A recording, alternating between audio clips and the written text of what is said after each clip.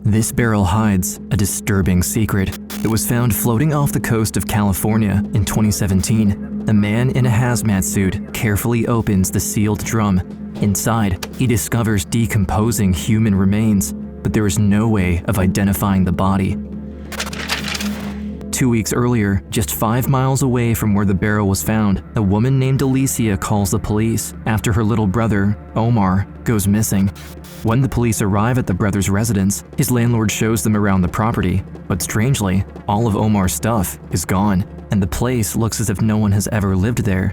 Alicia is told that there isn't enough evidence to open a case into Omar's disappearance, and even the landlord tells her that he hasn't seen her little brother in weeks. The problem is, the landlord is lying. The circumstances surrounding Omar Medina's disappearance would have remained a mystery if it wasn't for Alicia, who would stop at nothing to find her little brother and uncover the terrifying truth hiding in plain sight. The year is 2017. Off the coast of California, in the San Diego Bay, there's a marine worker out on the water, going through his usual routine. On this particular day, everything appears normal until something catches his eye.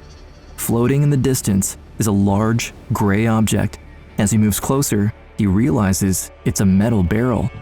Steel cables have been drilled into the base with cinder blocks attached, clearly meant to weigh it down.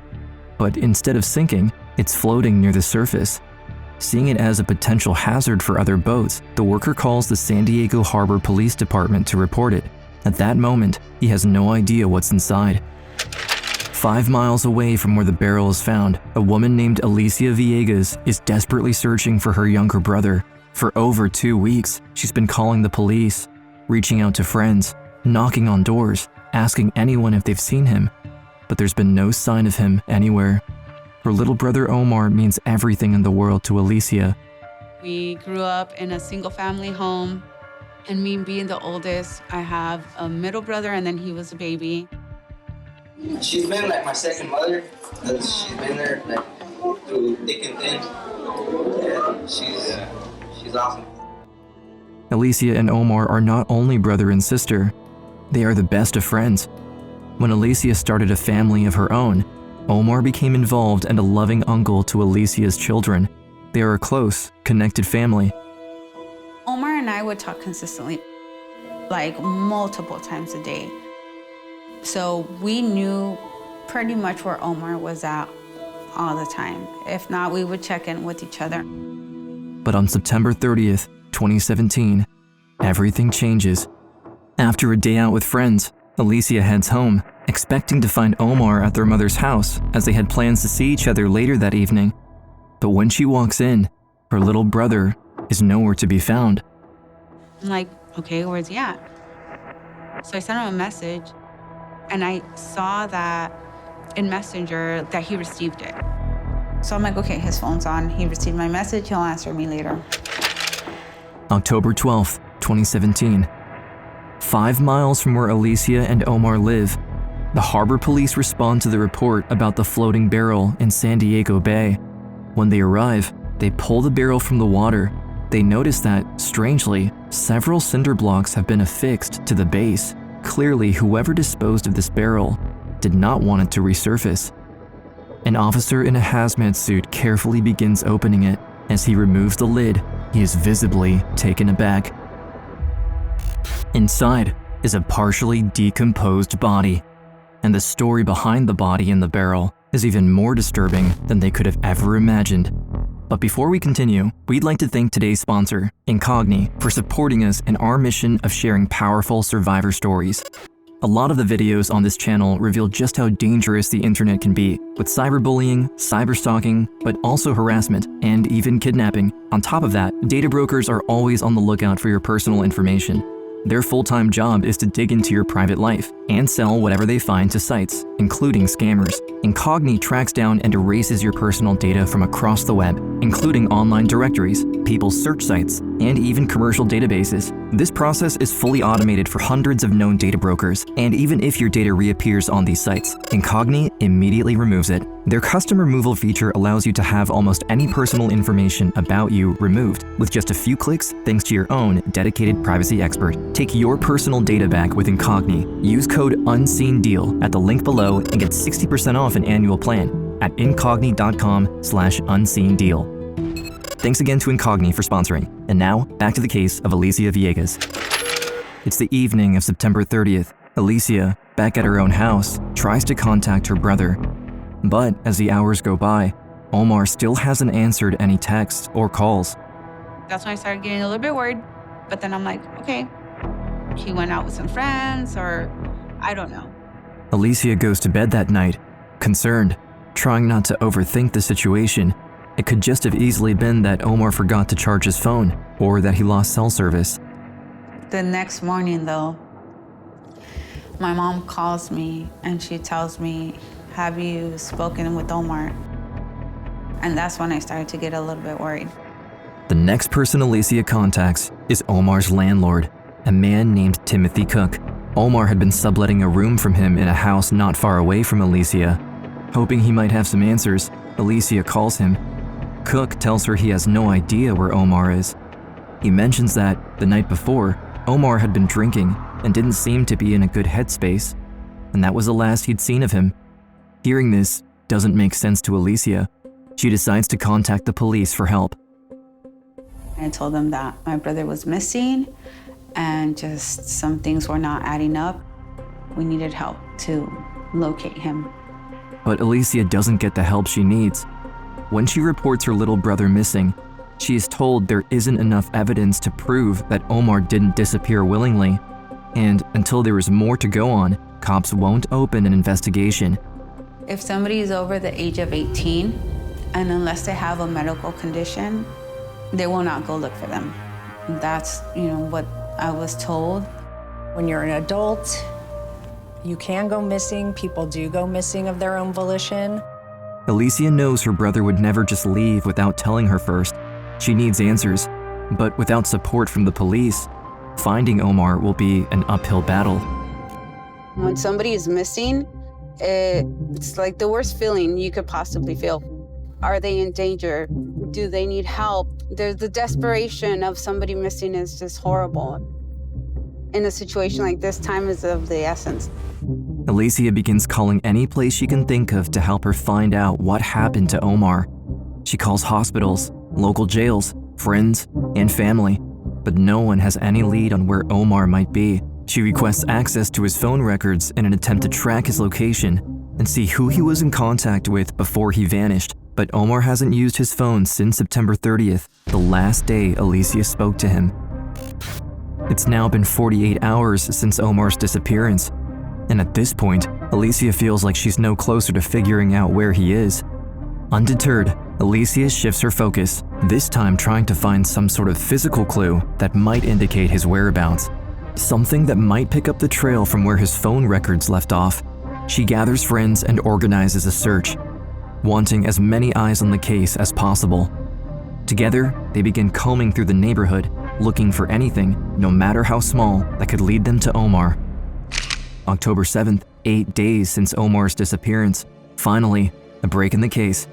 Alicia's search party has finally found their first piece of real evidence. I get a call. Hey, we found your brother's car. You need to come down here right now. It was only 2-3 blocks away from where Omar lived. I'm looking at it. All his stuff is in the car. I had a lot of emotions going on because we finally found something. It had been a week. Omar's car had been left behind in an unusual spot, and the fact that it's there at all doesn't make any sense. If Omar had chosen to leave, why abandon his car like this? It's sitting alone just a few blocks from his apartment, and through the windows, Alicia can see it is packed full of his belongings. Alicia then calls 911. She finally has proof that Omar didn't leave under normal circumstances. She hopes the cops will finally believe her and take the situation seriously. His car was parked several blocks away from where he actually lived. It was unlocked. There was stacked with a bunch of property inside of it. There's actually things, computers, there's guitars, there's really nice clothing. Considering the neighborhood that it was parked in, that's not very normal to leave your vehicle unlocked with all that property just being visible. To me, those were red flags that there was something more to this.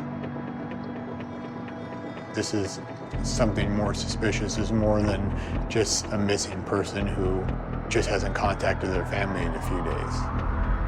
It's been a week since Omar went missing, and police finally start listening to Alicia and agree that something ominous must have happened to her little brother. Alicia pleads with officers to check Omar's place. It's only 4 blocks from where the car was seemingly abandoned. She believes that there has to be a clue somewhere in the house. I asked the officer if she could please go to the house and see if they could find any indication of what could have happened. Officers from the Chula Vista County Police Department walk up to the front door. Omar's landlord, Tim Cook, answers the door. I asked if he had seen Omar. Tim told me he had not seen Omar for 6 or 7 days. The officers ask Cook if they can enter the residence and take a look at Omar's room. He is cooperative and friendly, inviting them inside. And I wondered where Omar's room was, and he said it was out back. And when he said out back, I didn't realize it was a house actually in the backyard. As they approach the small unit, something immediately feels off. The small house in the backyard where Omar had been living has been stripped down to the studs. Drywall removed, flooring torn out. There's debris everywhere. It looks like the carpet has been recently pulled up, and there's what looks like water pooled in an area on the ground. Alicia and the police are left with more questions than answers. There's nothing left in his room, no trace that Omar had even been living there at all. The situation feels unsettling.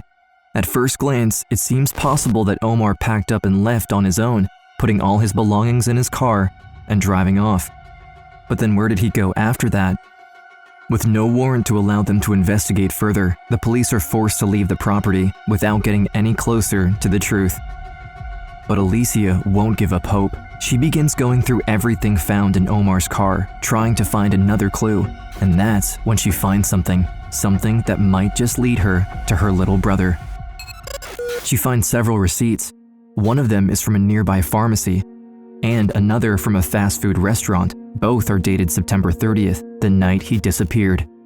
I took the receipts to the police station and I told the detective, these are the last places that my brother was at. You could go and get the surveillance footage. Thanks to Alicia, investigators pull surveillance footage from the places Omar visited. Piece by piece, Omar's last known movements are revealed. He's seen browsing the aisles, making a few purchases, and eventually stopping to get food. That final stop is just around the corner from his home. Omar doesn't appear to be in distress. He isn't being followed. He seems calm, going about his day like normal. There's no sign of anything unusual. That same night, after returning home, Omar's phone goes offline and never comes back on. And his cell phone appears to be the only thing missing from his car. According to his landlord, September 30th was the day Omar loaded all of his belongings into his car and left. But Alicia and the cops know that his car was found only a few blocks away, with no trace of Omar. After September 30th, there are no further bank transactions, no phone activity, no purchases. Alicia knows something doesn't add up, and the question remains, where did he go, and where is he now? Back off the coast of California, in San Diego Bay, an investigative team and forensic specialists begin examining what's inside the barrel. The Harbor Patrol opened up the lid, and they could see a brown blanket and what was a human hand sticking out from the blanket. So then, in fact, we knew we had a human body, and it was a homicide investigation began at that point. After collecting evidence at the scene, the body is transported to the medical examiner's office where an autopsy is performed. The ocean water has sped up the decomposition of the body and washed away much of the evidence. Because of this, there's no immediate way to identify the body. But what is clear to see are the victim's injuries. there are approximately 66 stab wounds across his face, neck, and back. This man, whoever he was, has been brutally murdered. Given the way that the victim was disposed of, it was someone who really would go to any lengths to make sure that this victim was never found again. Clearly, the killer was counting on the cops either never finding the body or being unable to identify it. But that's when investigators notice one detail that will change everything. On the body, there is a small tattoo located on the victim's ankle. As investigators review missing person reports, they begin reaching out to families in the area, asking a specific question. Then, Alicia gets a phone call, one she had hoped to never receive. Alicia confirms with the officers that, in fact, Omar did have the exact same tattoo. Omar's case is officially ruled a homicide. Alicia's little brother has been murdered. I don't know if you've ever heard the cry of a mother when her son has been taken. It is the worst cry you will ever hear. I mean, it breaks your soul. He wanted to have a wife and he wanted to have kids. And, and I would tell him, like, I can't wait, to be an aunt to your kids and love on them and have that experience. Now that has been taken away from me because I'm never gonna get to experience that or see him that way. As strong as I try to be in front of my mom, in my times alone, I would break down and just cry and just sob. Desperation that I'm never gonna see him. Like, if I think about it a little bit too hard, I'll go crazy. Omar Medina's family and friends are left grieving the loss of a young man whose life was taken far too soon. The entire community is shaken, struggling to understand how this could have happened. But whoever killed Omar is still out there, free to attack again. Alicia and her family need the police to find Omar's killer before it's too late. We really had to work backwards and figure out what happened to Omar. Investigators start with what they do know, the location of the barrel and Omar's body. First, they need to find out exactly how it ended up in the bay. A logical starting point was video surveillance from the marina and the bay area. That area, the marina, is controlled by the Port of San Diego Harbor Authority, and there's cameras that cover different parts of the bay. They scan through hours of video from the days leading up to October 12th, the day the barrel was found. On the footage, dated from November 11th, they suddenly see something strange from a camera overlooking the jetty of the Chula Vista Marina. You can see what looked like a Ford F-150 pickup truck. Attached to it was a smaller boat, sort of looked like something you would take out on the lake.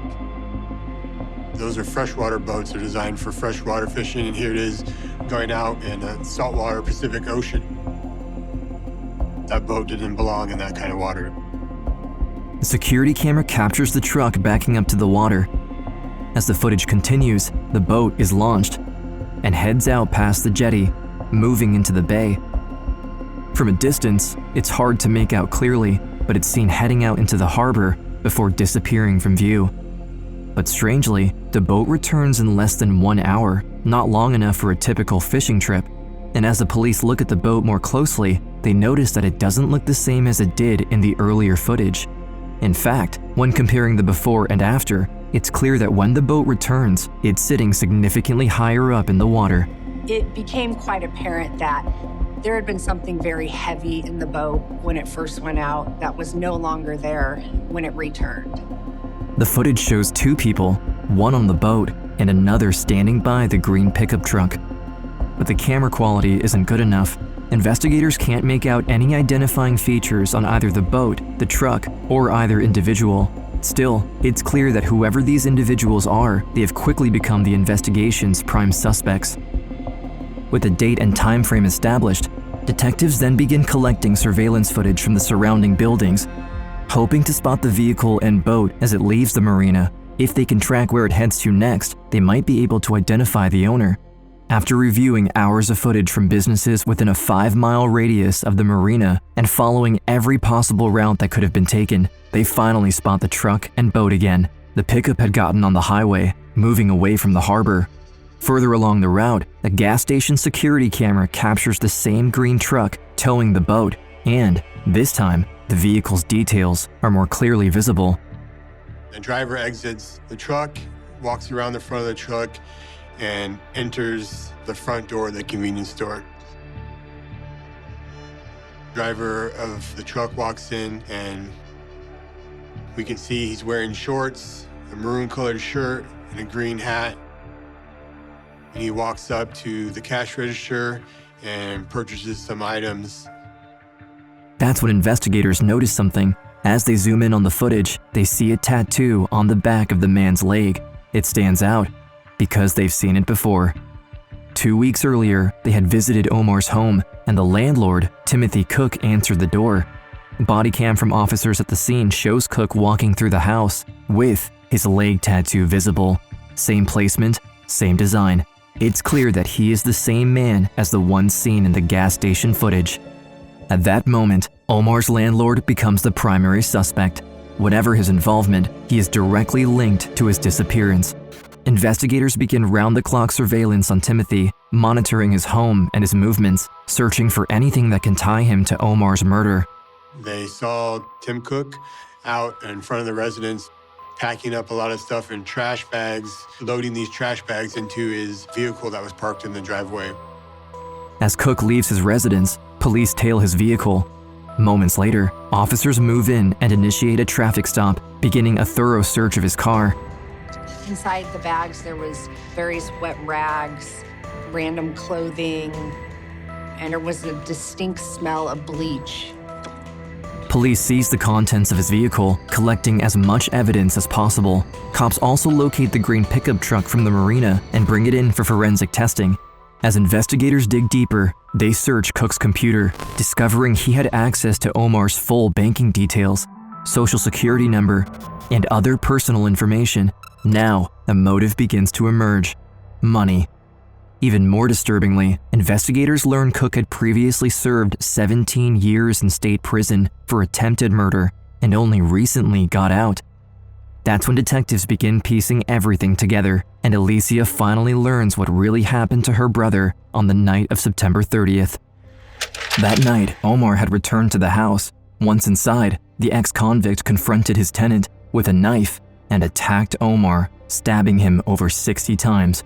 The only way for Cook to fully cover up Omar's violent murder was to strip the place down and scrub everything with bleach. That way, there would be no evidence or DNA left behind. And this plan nearly worked if Alicia hadn't intervened, fighting to uncover the truth. Cook then enlisted the help of a friend with the boat, the other man seen in the footage. The next morning, the pair placed Omar's body inside a barrel, loaded it onto the boat, and took it out into the bay, where they dumped it into the water. Later that evening, bank records also showed Tim Cook made a suspicious deposit into his own account from a nearby ATM. The evidence is overwhelming. Cops know they have the right man. I remember getting a call that they had made an arrest that morning and that it was Tim. And I just remember sobbing. I was just sobbing like uncontrollably. It was a special moment. At the sentencing, Alicia finally had the chance to confront the man who took her brother from her. Standing at the podium, she speaks, not just as a witness, but as a sister, giving the court a glimpse into the depth of her love for Omar. Giving the news to my kids was one of the most difficult things I have ever had to do. And as hard as that was, it was nothing compared to what I had to see my mom go through. I thought that all of this was going to be overwhelming, too overwhelming for me, and that I was going to lose all hope in humanity. I thought that I would be filled with hatred and anger and bitterness. My brother would encourage me to not give up and to strive for better. He would say, "Don't give up, Alice, we're gonna be okay." I miss him telling me that, because no matter how upset I was, that always gave me hope and something to look forward to. Not all is lost. Fight for what is right and keep fighting for a better tomorrow. Cook is convicted of second-degree murder, and he was sentenced to 56 years to life in state prison. At last, the person responsible is being held accountable. And throughout it all, Alicia's determination is what made the difference. Her persistence played a crucial role in getting justice for her brother. Alicia was really involved, and she really got the initial part of the investigation going. Her support and her fight for her brother, her dedication to her family and her brother was vital. Omar's life may have been cut short, but his legacy lives on through his family. Alicia's story proves that with the courage and determination to do what is right in the face of adversity, justice can be achieved. Even when no one believed her, she never stopped fighting for the truth and for her brother. A final thank you to Incogni for sponsoring this video. And don't forget to check out their link below.